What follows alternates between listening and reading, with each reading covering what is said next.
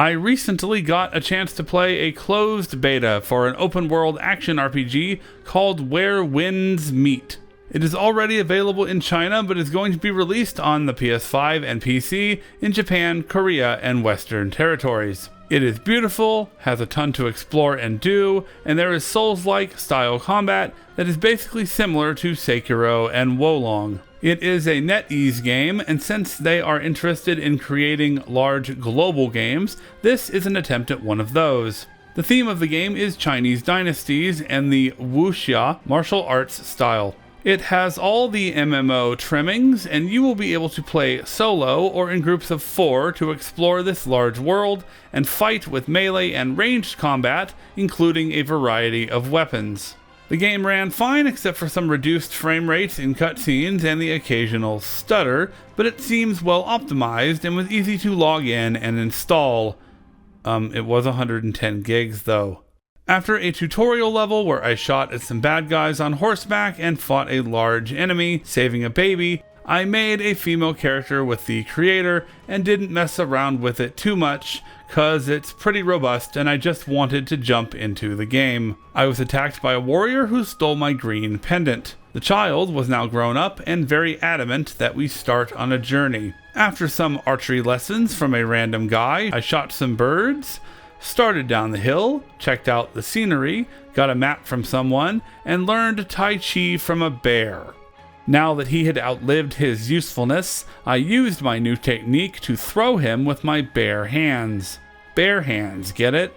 I was then taught some weapon skills and how to use a healing fan from a stranger, like you do. I met 2 men outside of a local village, then knocked one of them off their horse, stole it, and then killed him while his brother fled.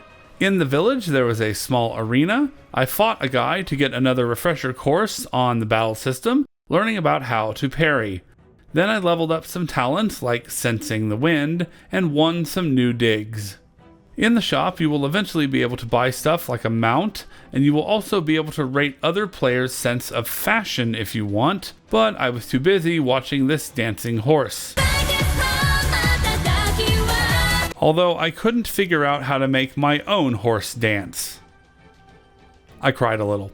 I then headed home to see my aunt, but not before solving a puzzle for a cat, fighting off 2 bad guys, petting another cat, and winning a fishing contest. I found a village with white trees, defied the laws of physics, threw another bear with my Tai Chi powers, helped another cat by cutting some bamboo to make a scratching post. I then climbed the tallest tower nearby after discovering that I had a triple jump. I found an item on top of it, and I was so happy that I get rewarded for randomly exploring in this game.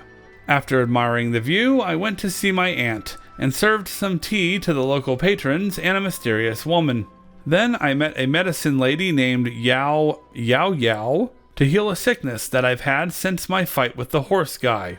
On the next main story quest, I lost to a guy named Killer Blade, then snuck away from him. I went back home, found 3 random dogs, went through a short dungeon, played some music to serenade the people hiding in there, and then learned about the different sects and practiced some of their martial arts. Then, in a very creepy and mysterious place full of fire, I fought a boss. I lost, but was able to go to a private instance where I could practice the boss without losing any weapon durability. I got some practice in, still not completely satisfied with the combat, but I won and the story continued. That was my experience with Where Winds Meet so far, despite some combat that is a little bit unpolished and some general questions I have about monetization.